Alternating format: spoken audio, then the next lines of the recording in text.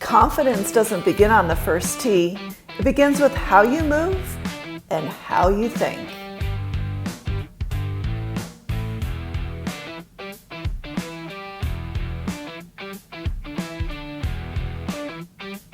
Welcome to the 8-week Golf Edge for Women. Hello, everybody, and welcome to the Golf Edge for Women. I am Janis Thornton with JT Fitness and Golf, and I have SL Gillespie with me with the Golf Advantage for Women.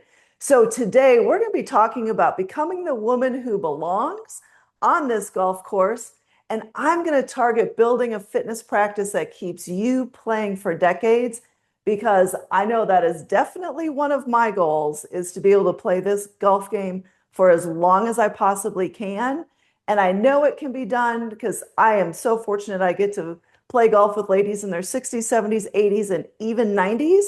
And so I know it can be done. And I want us to be able to have the healthiest way possible to get there. Okay, so today we're going to be talking about the long game. And I mean that in every sense of the phrase. So it's not just about the back nine. It's not just about this season. I'm talking about playing great golf in your 60s, 70s, and beyond.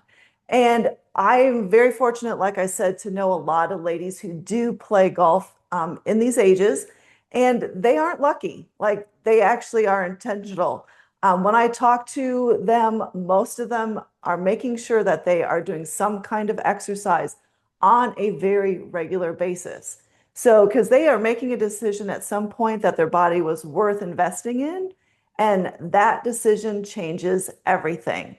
So let's talk about what actually changes as we get older. And there's some unfortunate things that change. However, we can actually slow it down or reverse it. So that's always the great news. So muscle mass, that naturally declines every decade. Less muscle means less power, less stability, less resilience. Less muscle also means you have a harder time carrying your groceries in from the car, that you have a harder time getting off the toilet, that you can't get out of a cushy chair or a couch, or the dreaded, if you happen to fall on the floor, that you can't get up. And I want to make sure that every woman and man, for that matter, can get their butt off the floor and get off the floor easily. Now, another thing that happens, our mobility significantly decreases. Our joints get stiffer, our range of motion shrinks, and less mobility means a shorter backswing, more compensation, and more injury. And of course, we always want to be preventing injury, because we all know as we get older, the older we are, the harder it is to recover from injury quickly. And I want to be able to change that.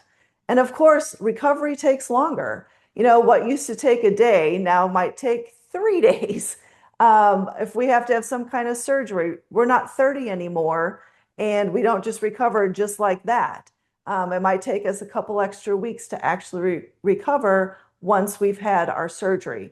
So we want to make sure that we do recovery, take it seriously, because skipping recovery isn't toughness. It's a fast track to actually having breakdown of tissue, our body breaking down, and we don't want that. Now, ladies, we also have to be looking at our bone density. Unfortunately, as we get older, our bone density decreases, and especially once we reach menopause, our bone density definitely decreases. Now, again, we can slow this down and actually reverse it through strength training, and strength training is one of the most powerful tools that we have to slow down this process. And that's why I always am encouraging women to be doing strength training, so that way we can have strong bones. Because I want to tell you, if you fall and break that hip, actually what's happened is your hip is broke. Like the bone broke and then you fell. So, and it's because you have those weak bones. It takes so much to recover from, and so much longer to get back to just doing normal activities if you have weak bones. And I'm also going to tell you, as a previous pharmaceutical rep, I guarantee you those drugs that are for osteoporosis, The side effects are horrible. When you actually look at the other side effects that go along with bone density, you actually don't want to be on those medications if you can help it, because when you can just do strength training 2 to 3 times a week, then that's going to help your bones. Take the strength training. Now, also, we lose balance over time. Balance becomes less automatic. And the crazy thing with balance is it happens slowly. Then all of a sudden, one day you wake up and you're just like, whoa, how come I'm losing my balance so much? Because it's such a slow progression.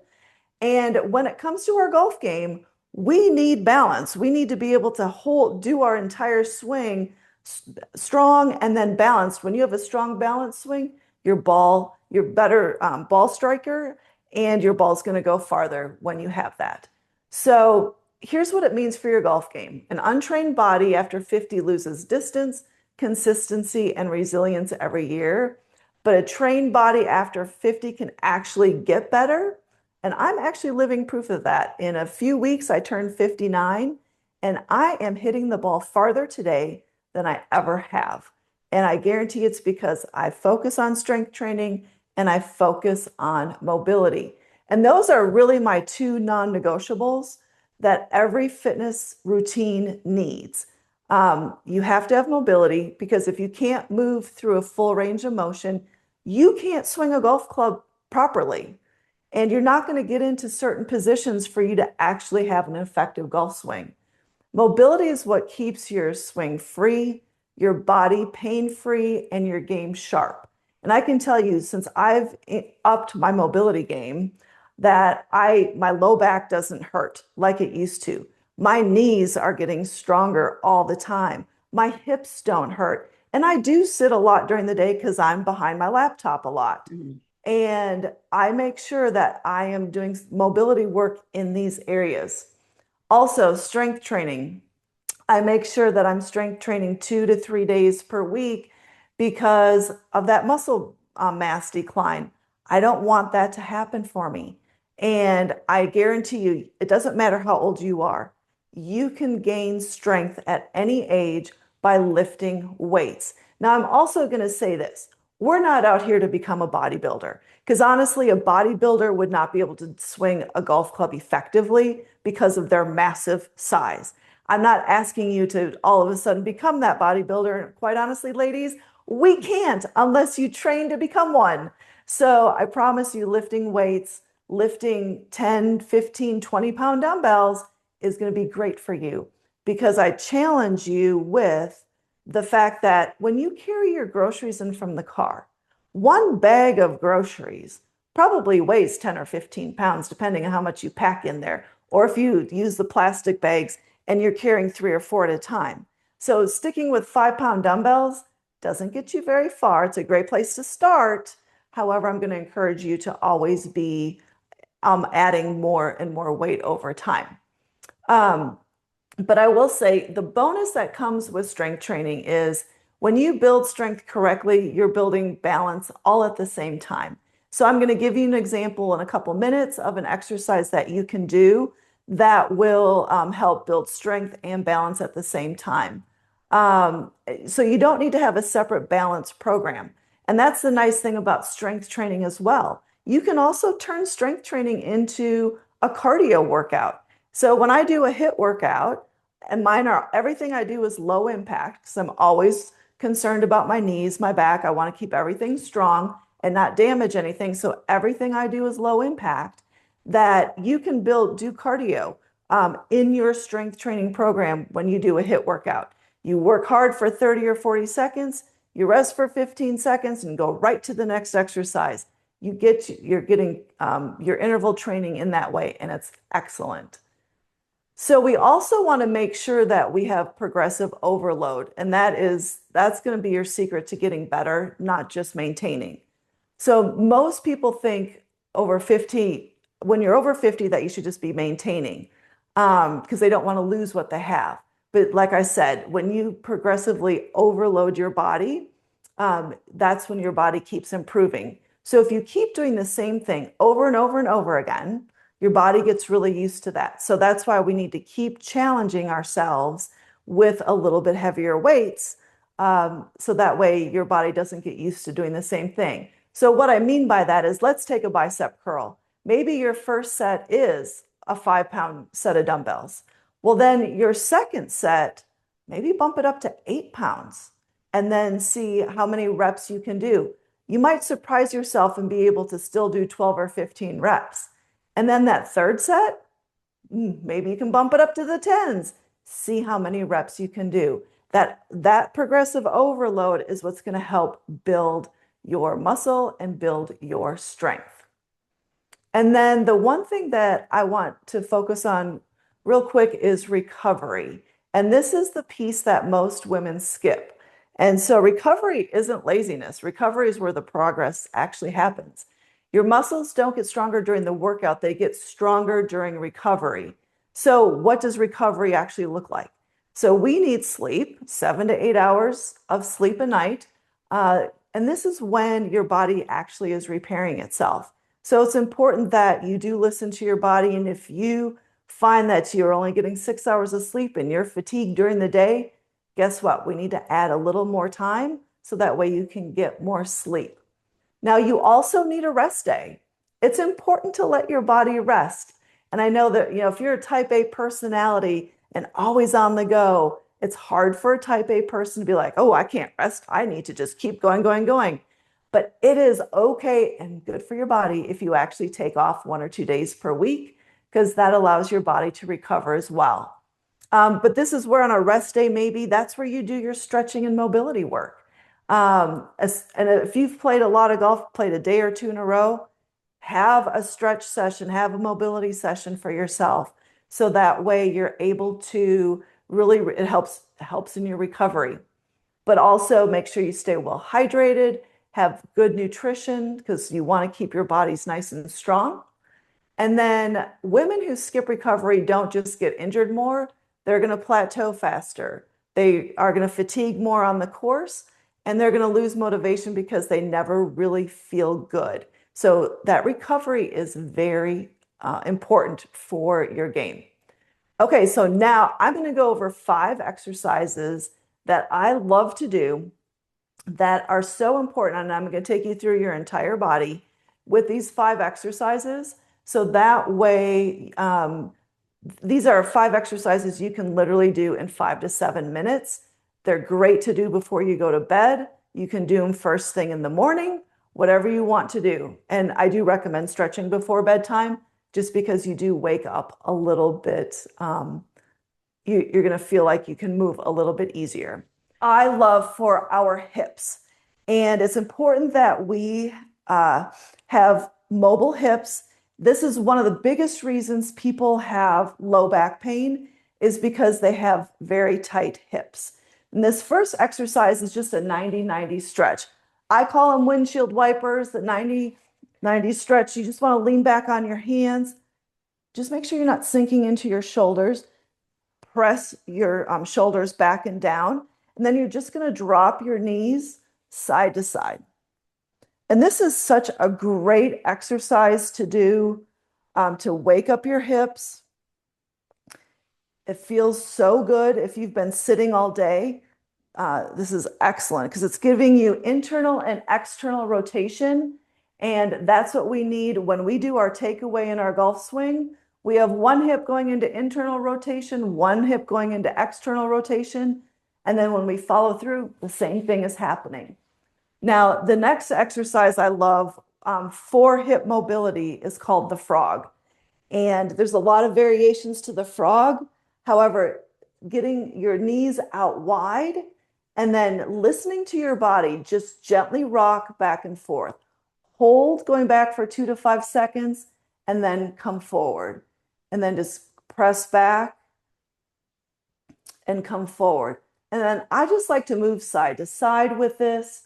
Whatever works for you, just listen to your body. And this is such an awesome stretch to get into because it's really going to help open up your hips and give yourself that mobility in the hip area, also to take away some of that low back pain that people get. Okay, so this next exercise is for your thoracic spine, because we want our mid back to be very mobile when we exercise. So I'm going to show you a stretch where you're going to extend one leg out, cross one leg over, and then you're going to just look behind you. I have my right hand behind me. I'm using that right hand to actually pull me back.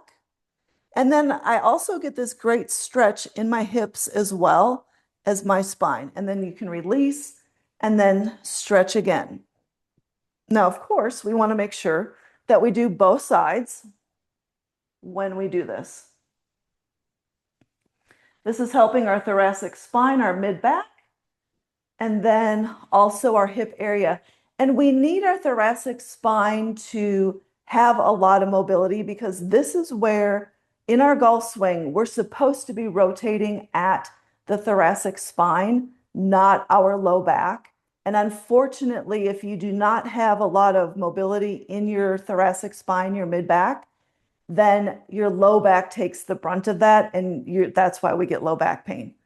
Okay, so the next one is going to be the glute bridge, and we're going to be working on strength and balance.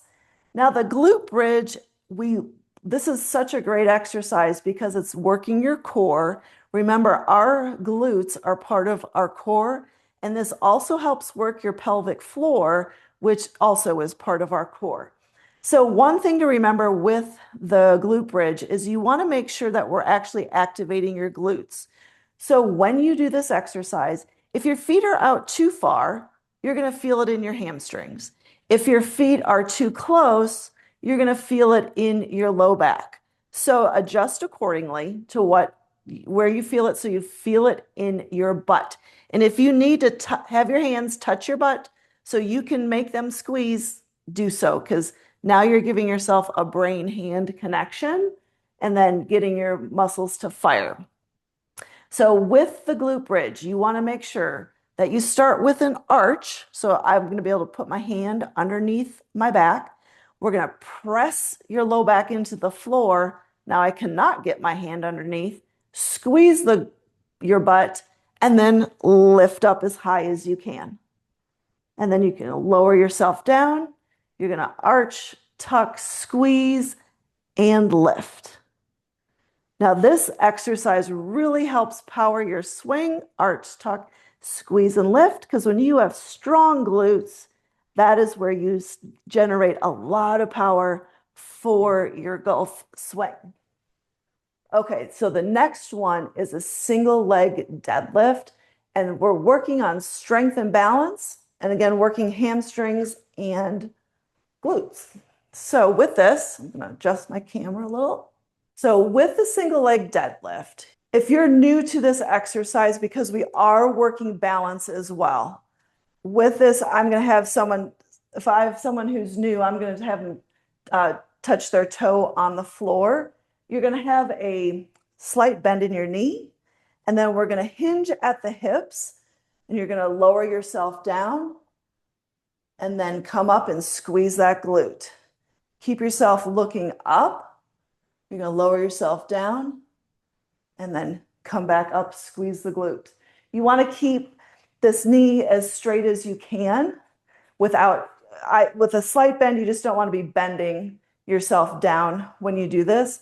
But the single leg deadlift is a great exercise to work your posterior chain, your backside, so that way we can work on balance. Now, if you want, you can also add in where you are lifting that leg up and then coming back up. And that way you can progress here. So that way you can work on even more balance when it comes to your golf game. It's a great exercise. Okay, the last exercise is going to be a door chest opener. So you can do this exercise in your doorway. You can use a wall, or you can actually use a foam roller. So so this is basically a chest opener exercise. And if you use the foam roller, you're going to lay on the foam roller down your spine and literally just open up your chest.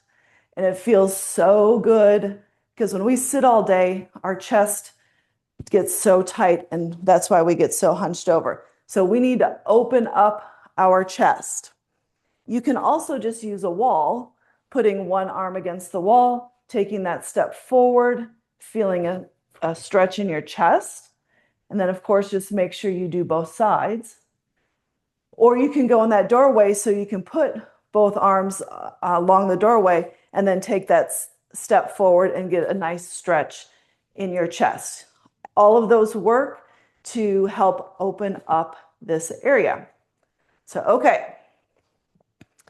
I hope you all will incorporate all of those exercises into your routines. So let's talk about, here's what I've learned after years of working with golfers over 50 plus. Women who stay fit for golf are not more disciplined than anyone else. They've just made a choice. They've decided something different about who they are and where they want to go. They decided that they're a woman who wants to take care of their body because they love themselves.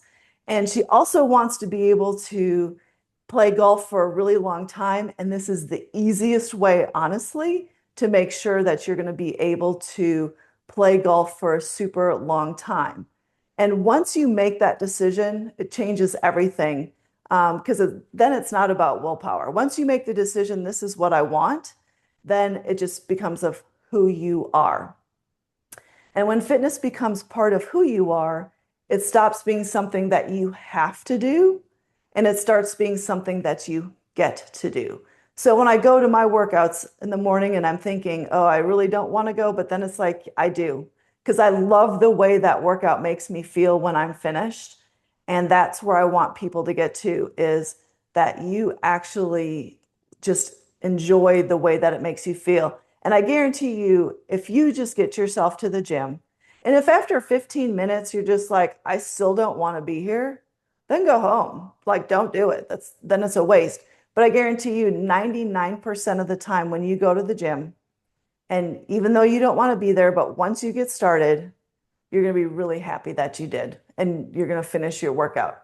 So SL, becoming the woman who belongs on that course, starts in your body and it finishes in your mind. So I've just put them in the physical work. So now SL, you take them and let's talk about the self-image. Yeah, well, and so first of all, hats off to you for being the poster child of this is what's possible for continuing to play golf and looking so fan-frigging-tastic at any age. We're not going to say at that age, at any age. So yeah, I mean, I'm really impressed, and I wanted to just make sure that you're also acknowledging um, like how fabulous you are as well.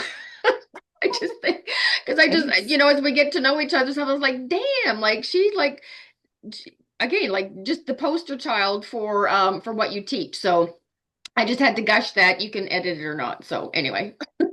So I'm going to reiterate or reinforce a lot of what Janis said because, she just laid out something that most fitness conversations skip entirely. And that's what it actually takes to keep playing for decades. Like, not just a good season, not just one great round, and yet decades. She talked about recovery and sleep and progressive overload.